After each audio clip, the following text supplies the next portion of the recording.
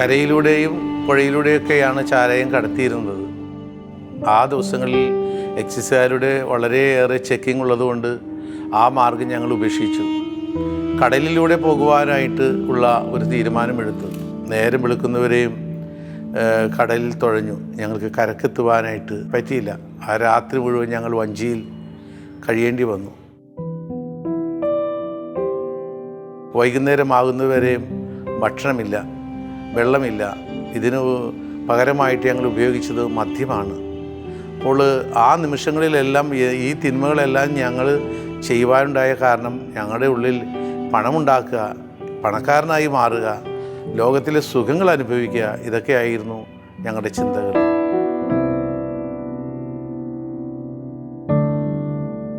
ഞങ്ങളുടെ നാടിനെ കുറിച്ച് പറയുകയാണെങ്കിൽ മറ്റൊരു തൊഴിൽ മേഖല ഞങ്ങളുടെ നാട്ടിലില്ല. ആകെയുള്ള തൊഴിൽ മേഖലയാണ് മത്സ്യബന്ധനം. അതുകൊണ്ട് മുഴുവനുമായിട്ട് ജീവിച്ചു പോകാനായിട്ട് പറ്റുമായിരുന്നില്ല. അപ്പോൾ ഞങ്ങളുടെ നാട് തിരഞ്ഞെടുത്ത ഒരു കുടിൽ വ്യവസായം പോലെയുള്ള ഒരു ജോലിയാണ് ചാരായം വാറ്റ്. അത് എല്ലാ കുടുംബങ്ങളിലും ഈ ഉൽപ്പാദനം ഉണ്ടായിരുന്നു. മറ്റ കുടുംബങ്ങളും ഒഴിവില്ല. എല്ലാ കുടുംബങ്ങളിലും വന്ന് ചാരായം വാറ്റുണ്ടായിരുന്നു. ആ കൂട്ടത്തിൽ ആണ് ഞങ്ങളുടെയും കുടുംബത്തിൽ ചാരായം വാറ്റ് തുടങ്ങിയത്. അപ്പം അതിലൂടെ ഞങ്ങൾക്ക് ഒരുപാട് പണമുണ്ടാക്കാനും ഒക്കെ ഞങ്ങൾക്ക് സാധിച്ചു.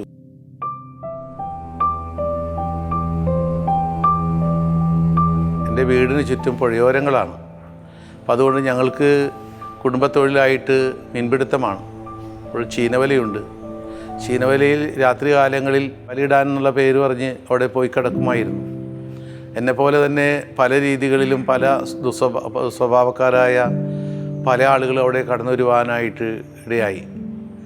അവരും അവരുടേതായ സന്തോഷത്തിന് വേണ്ടി വീഡിയോ വലിക്കുവാനും മദ്യം കഴിക്കുവാനും ഒക്കെ തുടങ്ങി. അവരുടെ കൂട്ടത്തിൽ ഞാനും അവരോടൊപ്പം ചേരുവാനായിട്ട് തുടങ്ങി. പിന്നീട് എന്നെ പുകവലിയിലേക്കും മദ്യപാനത്തിലേക്കും രാത്രികാലങ്ങളിൽ കരിക്കിടുവാനും കള്ളൂറ്റുവാനും സിനിമ കോട്ടകളിലുമൊക്കെ ചെലവ് ചെയ്യുവാനുമൊക്കെ ഇടയായി. 13 വയസ്സായപ്പോഴാണ് ഞങ്ങളുടെ ഭവനത്തിൽ വ്യാജമദ്യം നിർമ്മിക്കുവാനായിട്ട് തുടങ്ങി.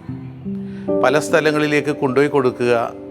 അങ്ങനെ കൊടുക്കുന്ന ജോലി ചെയ്യുന്നതിൻ്റെ ഏതാണ്ടും 4 ഇരട്ടി പൈസയാണ് അത് എത്തിക്കേണ്ടടുത്ത് എത്തിച്ചു കൊടുത്താൽ കിട്ടുന്നത്. അതുവഴിയായിട്ട് ഞാൻ സ്വന്തമായിട്ട് ഒരു പലചരക്ക് കട തുടങ്ങി. അതിലധികമായിട്ട് ശർക്കര കടയായിരുന്നു. ഞാൻ ആളുകൾക്ക് ശർക്കര കൊടുക്കും, തിരിച്ച് എനിക്ക് ശർക്കരക്ക് പണമായിട്ട് ചാരായം തരും. അപ്പോൾ അതിലൂടെ ഞാൻ ഒരുപാട് പണങ്ങൾ കണ്ടെത്തുവാനായിട്ട് ഞാൻ തുടങ്ങി. കൂടാതെ ഓരോ സ്ഥലങ്ങളിലേക്കും മറ്റുള്ളവർക്ക് വേണ്ടി ചാരായം വഞ്ചിക്കായിട്ടും കാറിനായിട്ടും ഒക്കെ എത്തിച്ചു കൊടുക്കുവാനായിട്ട് തുടങ്ങി. പല എക്സൈസ് ഉദ്യോഗസ്ഥന്മാരുടെ അറിവോടുകൂടി തന്നെയാണ് ആ കാലഘട്ടങ്ങളിൽ ചാരായം കടത്തി കൊണ്ടുപോയി സ്ഥലത്തെത്തിച്ചു കൊടുക്കുക എന്നത്. അപ്പോൾ ഒരു രാത്രി കൊണ്ട് അന്നത്തെ കാലത്ത് 10,000, 1000, 2000 രൂപയൊക്കെയാണ് ഒരു രാത്രിയിലൂടെ കിട്ടുന്നത്. അപ്പൻ വലിയ ഒരു മദ്യപാനിയായിരുന്നു. പലപ്പോഴും ചിലപ്പോൾ അപ്പൻ്റെതായ മദ്യപാനത്തെ ചോദ്യം ചെയ്യുവാനായിട്ട് ശ്രമിക്കുമ്പോൾ അപ്പൻ ഉടനടി പറയും, നീ എൻ്റെ മകനല്ല എന്ന്. അത് രഹസ്യമായിട്ടല്ല, പരസ്യമായിട്ടാണ് അങ്ങനെയൊക്കെ പറയുന്നത്. അതുകൊണ്ടൊരു കുടുംബത്തിൽ ഒരു സമാധാനം എന്ന് പറയുന്ന ഒരു അന്തരീക്ഷമില്ലാതെയാണ് പിന്നീട് ഞാൻ വളരുവാനായിട്ട് തുടങ്ങിയത്. ഞാൻ അമ്മയോട് ചോദിക്കും, അമ്മ ദൈവം ഉണ്ടെങ്കിൽ എന്തുകൊണ്ടാണ് അപ്പൻ്റെ മദ്യപാനം മാറാത്തത്? ഒരു ഭാഗത്ത് പണക്കാർ, ഒരു ഭാഗത്ത് പാവപ്പെട്ടവർ, ഒരു ഭാഗത്ത് തിന്നാനില്ല, ഒരു ഭാഗത്ത് തിന്നിട്ട് കിടക്കാൻ പറ്റുന്നില്ല. ഇവിടെ എവിടെയാണമ്മേ ദൈവം? ദൈവം എന്ന് പറയുന്ന ഒരു ശക്തിയേ ഇല്ല. മഴയുള്ളൊരു ദിവസം കുടയില്ലാതെ ഞാൻ സ്കൂൾ വരാന്തിൽ നിൽക്കുമ്പോൾ വഞ്ചിയും കടന്നു വരുന്ന EC ജോർജ് എന്ന് പറയുന്ന ഒരു മനുഷ്യൻ കടന്നു വരുവാനായിട്ടിടയായി. ആ മനുഷ്യനെക്കുറിച്ച് ഞാൻ കേട്ടിട്ടുണ്ട്. ഒരുപാട് കാരുണ്യപ്രവൃത്തികൾ ചെയ്യുന്ന മനുഷ്യനാണ്. ദൈവമില്ല എങ്കിലും അയാളുടെ പ്രവൃത്തിയോട് എനിക്ക് വളരെ ഇഷ്ടം തോന്നി. സാർ എന്നോട് ചോദിച്ചു, ജോയി ഒരു പ്രാർത്ഥനയുണ്ട്, പോരുമോ? ഇത് കേട്ടപ്പോൾ എനിക്ക് പുച്ഛമാണ് തോന്നിയത്. കാരണം എന്താണ്, ഈ ദൈവത്തിന് നമ്മളെ രക്ഷിക്കാനായിട്ട് കഴിയുമോ എന്നൊക്കെയുള്ള ചിന്ത എൻ്റെ മനസ്സിലേക്ക് കടന്നു വന്നു. വീണ്ടും സാർ എന്നോട് പറഞ്ഞു, ജോയി പ്രാർത്ഥനയിൽ വന്നു നോക്ക്, ജോയിക്ക് അനുഭവം ഉണ്ടാകും. ഞാൻ പ്രാർത്ഥനാ ഗ്രൂപ്പിലേക്ക് ഞാൻ കടന്നു ചെന്നു. അവിടെ സ്ത്രീകളല്ലാതെ പുരുഷന്മാരാരും ഉണ്ടായില്ല. സാറ് ആ പ്രാർത്ഥന ഹാളിലേക്ക് കടന്നുപോയി. ഞാൻ ആ വാതിക്കലിരിക്കാൻ തുടങ്ങി. എൻ്റെ ഇരിപ്പ് കൊണ്ട് കർത്താവ് ശക്തമായ കാറ്റും മഴയും അഴിച്ചു. എൻ്റെ ദേഹത്ത് മഴത്തുള്ളികൾ വീഴുവാൻ തുടങ്ങി. അടുത്തിരിക്കുന്ന സഹോദരി പറഞ്ഞു, അടുത്തിരിക്കും സഹോദര എന്ന് പറഞ്ഞു. ഞാൻ കേട്ട സമയം എത്രയും വേഗം അവളുടെ അടുത്ത് ചേർന്നിരിക്കുവാൻ തുടങ്ങി. അവൾ പറഞ്ഞതിൻ്റെ അർത്ഥം എന്താണ്? മഴ കൊള്ളാതെ കയറിയിരിക്കുക എന്നതാണ്. അത് എൻ്റെ മനസ്സുകളിലില്ല. എല്ലാവരും കണ്ണടച്ച് പ്രാർത്ഥിക്കുവാൻ തുടങ്ങി. എൻ്റെ കണ്ണടക്കുവാൻ ശ്രമിച്ചിട്ട് എനിക്ക് അടക്കുവാൻ പറ്റുന്നില്ല. അവിടെ ഇരിക്കുന്ന സാറ് പറഞ്ഞു, ഇവിടെ ഇരിക്കുന്ന ഓരോ വ്യക്തിയുടെ ഹൃദയം ഈശോ കാണുന്നു. ഞാൻ നോക്കിയപ്പോൾ ഞാൻ ഈ മുട്ടിയിരിക്കുന്ന ഹൃദയം ഈശോ കാണുന്നുണ്ട്. ഉടനടി ആ പെൺകുട്ടി പറഞ്ഞു, 12 വർഷം രക്തസ്രാവം പിടിക്കപ്പെട്ട സ്ത്രീ കർത്താവിൻ്റെ വസ്ത്രാന്തികത്തിൽ തൊട്ടു. ഇതുപോലെ ഇവിടെ ഇരിക്കുന്ന ഓരോ വ്യക്തികളും ആരെയാണ് തൊട്ടിരിക്കുന്നത്? ഈശോ കാണുന്നു. ഞാൻ ചിന്തിക്കാൻ തുടങ്ങി, ഞാൻ മുട്ടിയിരിക്കുന്നത് കൊണ്ടാണ് ഇവൾ ഇങ്ങനെ പറയുവാനായിട്ടുണ്ടായ കാരണം. പ്രാർത്ഥനയെല്ലാം കഴിഞ്ഞു പുറത്തേക്ക് ഇറങ്ങിയപ്പോൾ സാറ് ചോദിച്ചു, പ്രാർത്ഥന യോഗത്തിൻ്റെ അനുഭവം പറയാമോ? ഞാൻ പറഞ്ഞു, നെഞ്ചിടിക്കുന്ന അനുഭവം ഉണ്ടായി. ജോയി, ഇന്ന് നീ കർത്താവിനോട് പ്രാർത്ഥിക്കും, കർത്താവ് നിനക്ക് മറുപടി തരും. ഞാൻ ചോദിച്ചു, സാറേ, ഈ കർത്താവ് എങ്ങനെയാണ് മറുപടി തരുന്നത്? നീ വീട്ടിൽ ചെന്ന് ബൈബിൾ എടുത്ത് കണ്ണടച്ച് പ്രാർത്ഥിക്കും, അതിലൂടെ ദൈവം നിന്നോട് സംസാരിക്കും. ഞാനന്ന് മദ്യപിച്ചില്ല. വീട്ടിൽ പോയിരുന്ന് പ്രാർത്ഥിക്കുവാൻ തുടങ്ങി. എല്ലാ പീഡിയക്കാരും മുടിഞ്ഞു പോട്ടെ, എല്ലാവരുടെയും ചാരയും പിടിച്ചു പോട്ടെ, എൻ്റെ മാത്രം പിടിക്കാതെ അങ്ങോട്ട് എത്തട്ടെ. ഞാൻ കണ്ണടച്ച് വേദപുസ്തകം തുറന്നപ്പോൾ കിട്ടിയ ഭാഗമാണ്, സാവുൾ സാവുൾ, നീ എന്തിനെന്നെ പീഡിപ്പിക്കുന്നു? നീ പീഡിപ്പിക്കുന്ന യേശുവാകുന്നു ഞാൻ ബൈബിൾ പുസ്തകം എടുത്ത് ഒരൊറ്റ ഏറ് കൊടുത്തു. വീണ്ടും വീണ്ടും എന്നോട് ദൈവം ചോദിക്കുന്നു, നീ എന്തിനെന്നെ പീഡിപ്പിക്കുന്നു? തുടർന്ന് വായിക്കുവാൻ തുടങ്ങി. ക്രിസ്ത്യാനികളെ പിടിച്ച് തടങ്കലിലാക്കുവാനായിട്ട് അധികാരപത്രമായിട്ട് ഡമാസ്കസിലേക്ക് യാത്ര ചെയ്യുന്ന സാവുളിനെ ദൈവം തള്ളി താഴെയിടുന്നു. ഈ പ്രപഞ്ചമുണ്ടാകട്ടെ എന്ന് പറഞ്ഞപ്പോൾ ഉണ്ടാക്കിയവൻ, ജീവൻ ഉണ്ടാകട്ടെ എന്ന് പറഞ്ഞപ്പോൾ ജീവൻ കൊടുത്തവൻ. എനിക്കൊരു കാര്യം മനസ്സിലായി, ശിക്ഷിക്കുന്ന ദൈവമല്ല, രക്ഷിക്കുന്ന ദൈവമാണ് എന്ന്. ഞാൻ സാറിൻ്റെ അടുക്കൽ ചെന്നു. സാർ എൻ്റെ മേൽ കൈകൾ വെച്ച് പ്രാർത്ഥിച്ചു. ഞാൻ നല്ല തീരുമാനമെടുത്തു. സാറിനോട് പറഞ്ഞു, ജോയി, നീ ഒരു ധ്യാനം കൂടു. അങ്ങനെ കടത്തിരുത്തിയിൽ ഞാൻ ധ്യാനം കൂടുവാനായിട്ട് പോകുവാനായിട്ട് ഇടയായി.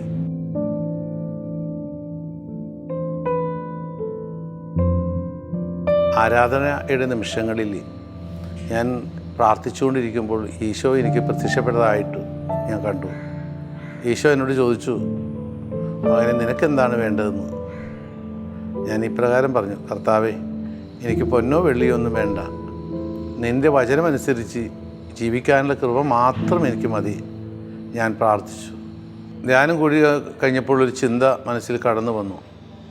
ഇനിയുള്ള ജീവിതം മുഴുവനും ക്രിസ്തുവിന് വേണ്ടി ജീവിക്കുക, ദൈവത്തിൻ്റെ വചനം അറിയാത്ത സ്ഥലങ്ങളിലേക്കെല്ലാം വീടുകളിലേക്കുമെല്ലാം കയറിച്ച് ദൈവത്തിൻ്റെ വചനം പങ്കുവെക്കുക എന്നുള്ള ഒരു ചിന്ത മനസ്സിലേക്ക് കടന്നു വന്നു. ഇന്നലെ വരെ മദ്യപിച്ച് നടന്ന എന്നെ എല്ലാ ദിവസവും പള്ളിയിൽ പോകുവാൻ തുടങ്ങി.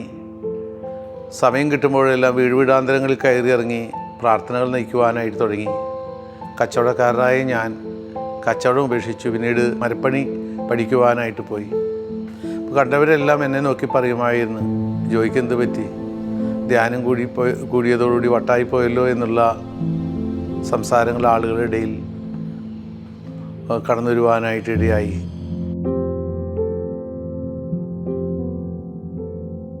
ധ്യാനം കൂടിയതിന് ശേഷം എല്ലാ ദിവസവും ഞാൻ പള്ളിയിൽ കുർബാനയ്ക്ക് ഞാൻ ചെല്ലുമായിരുന്നു. പള്ളിയിലെ വികാരിച്ചൻ എന്നെ തന്നെ ശ്രദ്ധിച്ച് നോക്കിക്കൊണ്ടിരിക്കുകയാണ്. വികാരിച്ചൻ കപ്പ്യാരെ പറഞ്ഞയച്ചു. ജോയിനോട് ബംഗ്ലാവിലേക്ക് വരാനായിട്ട് ആവശ്യപ്പെട്ടു. എനിക്ക് ഭയമായി. കാരണം ഞാൻ ഇന്നുവരെയും പള്ളിയിൽ പോകാത്ത ഞാൻ എന്തോ എന്നെ പിണങ്ങാൻ വേണ്ടിയാണ് എന്ന്. അച്ഛൻ ചോദിച്ചു, നീ ഏത് നാട്ടുകാരനാണ്? ഞാൻ പറഞ്ഞു, കുറുമ്പത്തത്തിലാണ്. ഇത്രയും കാലം നീ എവിടെയായിരുന്നു? ഞാൻ ചാരായത്തിൻ്റെ നാട്ടിലായിരുന്നു അച്ഛാ. നീ ഇന്നുവരെ ഞാൻ പള്ളിയിൽ കണ്ടില്ലല്ലോ. ഇല്ല അച്ഛൻ, ഞാൻ ധ്യാനം കൂടി. നീ എവിടെ പോയി ധ്യാനം കൂടി? ഞാൻ കടത്തിരുത്തിൽ പോയി ധ്യാനം കൂടി. എന്നാൽ നീ ഒരു കാര്യം ചെയ്യണം, ഒരു കുടുംബ സമ്മേളനമുണ്ട്, ആ കുടുംബ സമ്മേളനത്തിൽ നീ ഒന്ന് വരണം. അങ്ങനെ അച്ഛൻ എന്നെ ഒരു കുടുംബ സമ്മേളനത്തിൽ കൊണ്ടുപോയി. ആദ്യമായിട്ട് ഞാൻ അവിടെ സാക്ഷ്യം പറയുവാനായിട്ടിടയായി. എൻ്റെ സാക്ഷ്യം കേട്ടപ്പോൾ ആളുകൾക്കെല്ലാം വളരെ എന്നോട് ഇഷ്ടമായി. പിന്നെ എന്നെ ഓരോ വീടുകളിലും ക്ഷണിച്ച് എന്നെ പ്രാർത്ഥന നടത്തുവാനായിട്ട് 10, 100, 200, 300, 400 പേരൊക്കെയാണ് ഓരോ പ്രാർത്ഥനയിലും ഞാൻ ചെന്നിരിക്കുമ്പോൾ വരാനായിട്ട് തുടങ്ങി. സ്വന്തമായിട്ടൊരു സ്ഥാപനം ഉണ്ടെങ്കിൽ അവിടെ കൊണ്ടുവന്ന് ഇരുത്തി ദൈവത്തിൻ്റെ വചനം പറഞ്ഞു കൊടുക്കുവാനായിട്ട് കഴിയുമല്ലോ. അപ്പോൾ അങ്ങനെയുള്ളൊരു ആശയം ഞങ്ങളിലേക്ക് ജനിച്ചപ്പോഴാണ് ഞങ്ങൾ 1983 വീട് വിട്ട് ഇറങ്ങി പുറപ്പെടുവാനും അതുവഴിയായി വീട് വീടാന്തരങ്ങളിൽ കയറി സുവിശേഷം പ്രസംഗിക്കുവാനും ഞങ്ങളുടേതായ ആശയങ്ങൾ ആളുകളോട് പങ്കുവെക്കുവാൻ തുടങ്ങിയപ്പോൾ അവർ ഞങ്ങളെ സഹായിക്കുവാനും അതുവഴിയായിട്ട് അവർ നൽകിയ സംഭാവന മുഖേന ഞങ്ങൾ ആദ്യമായിട്ട് 50 സെൻറ്റ് ഭൂമി വാങ്ങിക്കുകയും അതിൽ അസിസി ഭവനം എന്ന് പറയുന്ന ഒരു ഭവനം പണിയുവാനും ഞങ്ങൾക്ക് ഇടയായി.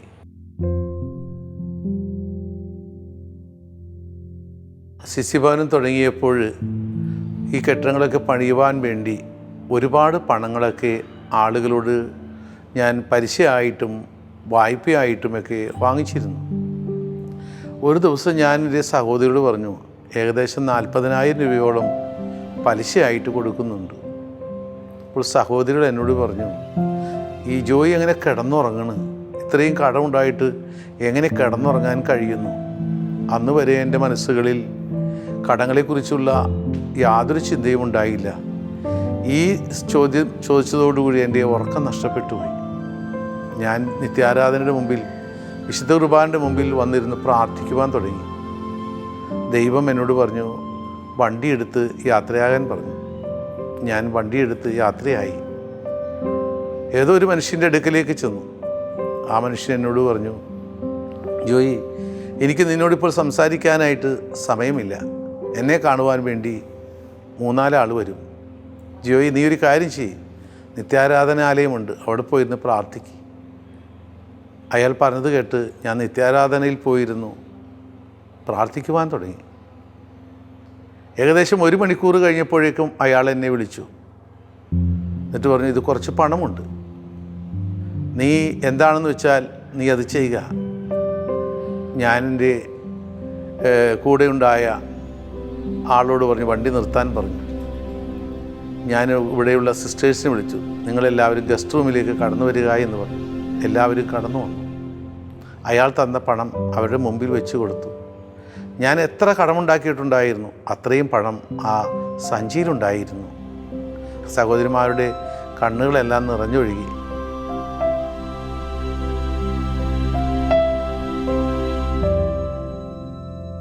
ആരോഗ്യമുള്ളവർക്കല്ല വൈദ്യനെ കൊണ്ട് ആവശ്യം, രോഗികൾക്കാണ് എന്ന്. ദൈവത്തിൻ്റെ ആ തിരുവചനം എൻ്റെ ജീവിതത്തിൽ വളരെയേറെ സ്വാധീനിക്കുവാൻ തുടങ്ങി. സമൂഹത്തിൽ എത്രയോ എല്ലാവരാലും സ്വന്തം സഹോദരങ്ങളാലും ഉപേക്ഷിക്കപ്പെട്ടവർ, അനാഥരായവർ, രോഗം വന്നതിൻ്റെ പേരിൽ ഉപേക്ഷിക്കപ്പെട്ടവർ, മാനസിക രോഗം വന്നതിൻ്റെ പേരിൽ ഉപേക്ഷിക്കപ്പെട്ടവർ, അപഹീത ബന്ധങ്ങളിൽ പെട്ടുപോയതിൻ്റെ പേരിൽ ഉപേക്ഷിക്കപ്പെട്ടവർ, മദ്യപിച്ചതിൻ്റെ പേരിൽ ഉപേക്ഷിക്കപ്പെട്ടവർ. അപ്പം അങ്ങനെയൊക്കെയുള്ള ഈ ലോകത്തുള്ള മനുഷ്യരെ ഉപേക്ഷിക്കുക എന്നത് യേശുക്രിസ്തു പറഞ്ഞെന്താണ്? ഞാൻ വന്നിരിക്കുന്നത് നഷ്ടപ്പെട്ടു പോയതിനെ കണ്ടെത്തി രക്ഷിക്കുവാൻ വേണ്ടിയാണ് മനുഷ്യപുത്രൻ വന്നിരിക്കുന്നത് എന്ന്. അപ്പോൾ അങ്ങനെയുള്ള മനുഷ്യരെ നമ്മൾ കണ്ടെത്തുമ്പോഴല്ലേ യേശുവിൻ്റെ വചനം നമ്മൾ പൂർത്തീകരിക്കുക. നമ്മളെല്ലാം വചനം വായിക്കുന്ന ആത്മവഞ്ചരാകാതെ അത് അനുവർത്തിക്കുന്നവരായി തീരണമെന്നതാണ് ദൈവത്തിൻ്റെ വചനം നമ്മെ പഠിപ്പിക്കുന്നത്.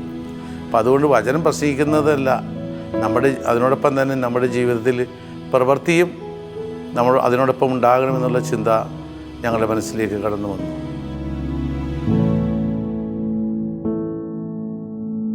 അസിസി ഭവനത്തിൽ പ്രവർത്തിച്ചുകൊണ്ടിരിക്കുന്ന പ്രധാനപ്പെട്ട ഏറ്റവും വലിയൊരു കാര്യമാണ് ധ്യാന കേന്ദ്രം. താമസിച്ചുള്ള ധ്യാനങ്ങൾ, സായാഹ്ന ധ്യാനം, ഏകദിന ധ്യാനം, പിന്നെ psychiatric rehabilitation centre, women's old age home, അതുപോലെ തന്നെ സൈക്കാട്രിക് റിഹാബിലേഷൻ വുമൺ, സ്ത്രീകളുടേതായിട്ടുള്ള ഒരു സ്ഥാപനമുണ്ട്.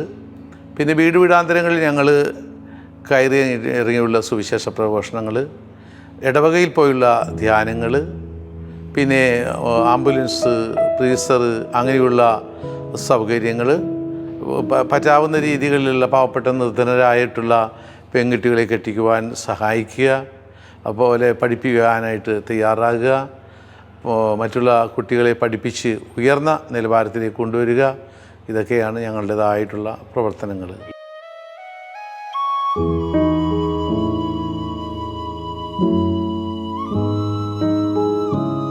അസിസി ഭവനത്തിൽ ഇപ്പോൾ ഏതാണ്ട് 115ഓളം പേര് താമസിക്കുന്നുണ്ട്.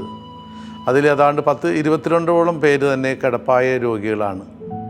10-60 പരം മാനസിക രോഗികൾ, വാർദ്ധക്യ സഹജമായ രോഗത്തിൽ കഴിയുന്നവർ, അവരെയൊക്കെ വീടാന്തരങ്ങളിലൊക്കെ ഉള്ള ആളുകൾ കണ്ടെത്തി ഞങ്ങളുടെ അടുക്കൽ കൊണ്ടുവന്ന് ഏൽപ്പിക്കുന്നു. ഞങ്ങളവരെ പരിചരിക്കുന്നു. അവർക്ക് വേണ്ടുന്നത്ര രീതിയിലുള്ള മരുന്നും ഭക്ഷണവും വസ്ത്രവും എല്ലാം കൊടുത്ത് ഞങ്ങളവരെ പരിചരിക്കുന്നു. മരിക്കാതെ മരിക്കും മനസ്സുകളെ നിന്നെ കാണാൻ കൊതിക്കും ഒരു നിമിഷം നിൻ ചിറകിലൊതുങ്ങട്ടെ അരനിമിഷം. കർത്താവ് എന്താ പറഞ്ഞത്? നിങ്ങളെൻ്റെ കൽപ്പനകൾ പാലിച്ചാൽ നിങ്ങൾക്ക് ഇഷ്ടമുള്ളത് ചോദിച്ചു കൊള്ളുക എന്ന്. ഞാൻ കഴിഞ്ഞ ഞായറാഴ്ച പ്രാർത്ഥിക്കുവാനായിട്ടിരുന്നു. മനസ്സിലിങ്ങനെ ചിന്തിച്ചു, ഇറച്ചി മേടിക്കുവാനായിട്ടുള്ള പൈസ എൻ്റെ കയ്യിലില്ല എന്ന്. ഏകദേശം 3500 രൂപ ഉണ്ടെങ്കിലാണ് ഇറച്ചി മേടിക്കുവാനായിട്ടുള്ള സാധിക്കുകയുള്ളൂ. ഞാനിങ്ങനെ പ്രാർത്ഥിച്ചുകൊണ്ടിരിക്കുമ്പോൾ എൻ്റെ ചെവിട്ടിൽ വന്ന് ഒരാൾ ചോദിക്കുകയാണ്, ജോയ് ബ്രദറെ, ഇറച്ചി മേടിച്ച് തരട്ടെ എന്ന്. അപ്പോൾ ഞാൻ ദൈവത്തോട് പറയുന്ന ഒരു രഹസ്യം പോലും മറ്റുള്ളവരെ കൊണ്ടുപോലും ദൈവം കേൾപ്പിച്ചു കാര്യങ്ങൾ നടത്തി തരുന്നു. എനിക്ക് അതിലൂടെ ബോധ്യമായി ദൈവം ഒരു ജീവനുള്ള ദൈവമാണ്. ഓരോ ആഴ്ചയിലും ഏകദേശം 1500 കിലോ പച്ചക്കറി തൃശ്ശൂർ മാർക്കറ്റിലുള്ള കച്ചവടക്കാർ ഞങ്ങൾക്ക് തരും. ഞങ്ങളുടെ വാഹനത്തിൽ കയറ്റാൻ പറ്റാത്ത അവസ്ഥയിൽ വളരെ സ്നേഹത്തോടു കൂടി പൈസ കൊടുത്താൽ പോലും ഒരുപക്ഷെ കിട്ടാത്ത നിമിഷങ്ങളിൽ പോലും ഞങ്ങൾക്ക് ആവശ്യമായ എല്ലാ സാമഗ്രികളും തൃശ്ശൂർ മാർക്കറ്റിലെ പച്ചക്കറി വ്യവസായികൾ ഞങ്ങൾക്ക് തരുന്നു. ഓരോ ദിവസവും ഭക്ഷിക്കാനുള്ള അരികൾ പല വ്യക്തികളിൽ നിന്നായിട്ട് കൊണ്ടുവരുന്നു. അത് ഇറച്ചിയായിട്ടും മീനായിട്ടും പല വിജ്ഞാന സാധനങ്ങളായിട്ടും കത്തിക്കാനായിട്ടുള്ള വിറകുകളായിട്ടും മറ്റു എന്തെല്ലാം ആവശ്യമുണ്ട് അതെല്ലാം ഓരോ ദിവസവും ഒരു കടയിൽ പോയി വാങ്ങിക്കാനായിട്ട് ദൈവം ഇടയാക്കിയിട്ടില്ല. ഏലിയ പ്രവാചകന് കാക്കകളോട് ദൈവം എത്തിച്ചു കൊടുത്തത് എന്ന് നമ്മൾ വേദപുസ്തകത്തിൽ വായിക്കുമ്പോൾ അതിനേക്കാൾ എത്ര വ്യത്യസ്തമായിട്ടാണ് കർത്താവ് ഞങ്ങൾക്ക് തരുന്നത്.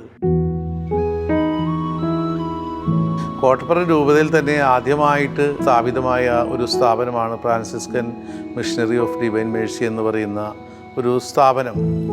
അത് ആൽമായർ ഇന്നേവരെയായിട്ടും ഈ കേരളക്കരയിൽ ആൽമായരൊരു സന്യാസ സഭ സ്ഥാപിച്ചിട്ടില്ല. അപ്പോൾ അതിനുള്ള ഭാഗ്യം ദൈവം എനിക്കത് നൽകി. നീണ്ട 40 വർഷത്തെ സുവിശേഷ വേലയുടെ ഫലമായിട്ടാണ് ദൈവം ആ വഴി എനിക്ക് തുറന്നു തന്നു എന്ന് ഞാൻ വിശ്വസിക്കുന്നു. ഒരിക്കൽ പോലും സഭാവസ്ത്രം സ്വീകരിക്കുമെന്ന് ഞാൻ വിചാരിച്ചിരുന്നില്ല. കാരണം ഞാൻ ഒരു മദ്യക്കച്ചവടക്കാരനായ ഞാൻ, യാതൊരു വിദ്യാഭ്യാസവും ഇല്ലാത്ത ഞാൻ എങ്ങനെയാണ് അങ്ങനെയുള്ള ഒരു ജീവിതത്തിലേക്ക് കടന്നു വരുവാൻ എനിക്ക് സാധിക്കുക എന്നത്.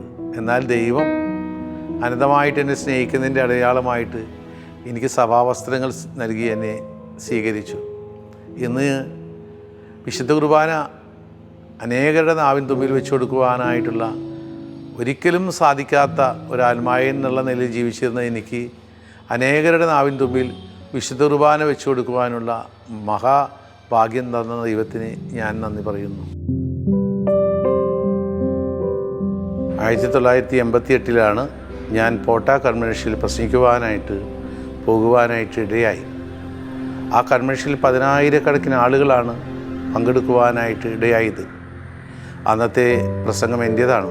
അതുകൊണ്ട് ഞാൻ പ്രസംഗിക്കാനായിട്ട് ഒരുങ്ങി ഞാൻ പോകുമ്പോൾ, ജനക്കൂട്ടങ്ങളുടെ ഇടയിലൂടെ കടന്നു പോകുമ്പോൾ, ഒരു വീട്ടിൽ നിന്ന് ഒരു പെൺകുട്ടി ഒരു കൈക്കുഞ്ഞുമായിട്ട് കടന്നു വരുന്നത് ഞാൻ കണ്ടു. പ്രസംഗം കഴിഞ്ഞ് താഴേക്ക് ഇറങ്ങി വരുമ്പോൾ ഈ പെൺകുട്ടി എൻ്റെ മുമ്പിൽ വന്ന് മുട്ടുകുത്തി.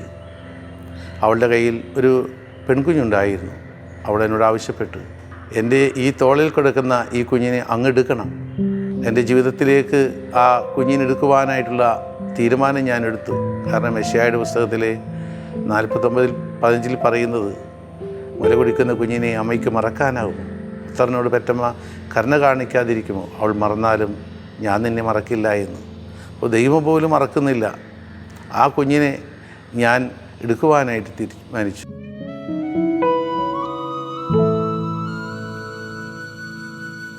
വിവാഹം കഴിച്ചില്ല എങ്കിലും 12 മക്കൾ എൻ്റെ ജീവിതത്തിലേക്ക് കടന്നു വന്നു. മക്കളെ വളർത്തുക എന്നത് ഒരു മാതൃകയായി തീരണമെന്നുള്ള ഒരു ചിന്ത എൻ്റെ മനസ്സിലേക്ക് വന്നു. അവരെ എത്രമാത്രം പഠിപ്പിക്കാൻ കഴിയും, എത്രമാത്രം ഉയരങ്ങളിലേക്ക് എനിക്ക് പറപ്പിക്കാൻ കഴിയും, ഇതായിരുന്നു എൻ്റെ സ്വപ്നങ്ങൾ. ഈ ജീവിതത്തെക്കുറിച്ചൊക്കെ എനിക്ക് വളരെ വിരസമായിട്ട് എനിക്ക് തോന്നിയ നിമിഷങ്ങളിലെല്ലാം എൻ്റെ മക്കൾ പപ്പേ എന്നുള്ള വിളി കേൾക്കുമ്പോൾ ആ വിളി എൻ്റെ ജീവിതത്തിൽ വളരെയേറെ സ്വാധീനിച്ചു. ഞാൻ ഈ മക്കളെ വളർത്തുകയാണെങ്കിൽ ഒരു പപ്പയായിട്ട്, ഒരു പപ്പ എങ്ങനെയായിരിക്കും ഒരു കുട്ടിയെ വളർത്തുന്നത്, ആ രീതിയിൽ ഞാൻ ചിന്തിക്കുവാനും അവരെ വളർത്തുവാനുമൊക്കെ തുടങ്ങി.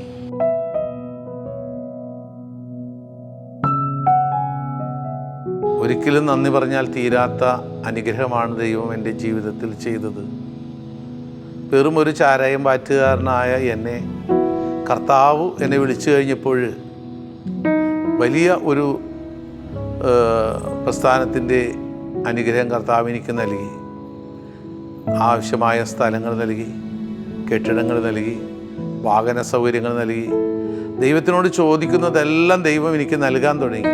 ഇപ്പോഴും എപ്പോഴും ഓരോ നിമിഷവും ദൈവം എനിക്ക് തന്നുകൊണ്ടിരിക്കുകയാണ്. അപ്പം എൻ്റെ ആദ്യകാല 21 വർഷങ്ങൾ കൊണ്ട് എനിക്ക് ജീവിതത്തിൽ ഞാൻ വിചാരിച്ച് പണമുണ്ടാക്കുക എന്നാൽ അതിലൂടെ ഉണ്ടാകുന്ന സന്തോഷത്തെക്കാളേറെ ഉപരിയായിട്ട് ഞാൻ ദൈവരാജ്യത്തിന് വേണ്ടി വേല ചെയ്യാനായിട്ടുള്ള എല്ലാ വഴികളും ദൈവം എനിക്ക് തുറന്നിട്ട് തന്നു. ദൈവം എൻ്റെ ഹൃദയവിചാരങ്ങൾ അറിയുന്നു. എൻ്റെ നടപ്പും കിടപ്പും എല്ലാം ദൈവം പരിശോധിച്ചറിയുന്നു. അവനെ യഥാർത്ഥത്തിൽ പിന്തുടരുന്നവന് മാത്രമേ രക്ഷയുള്ളൂ.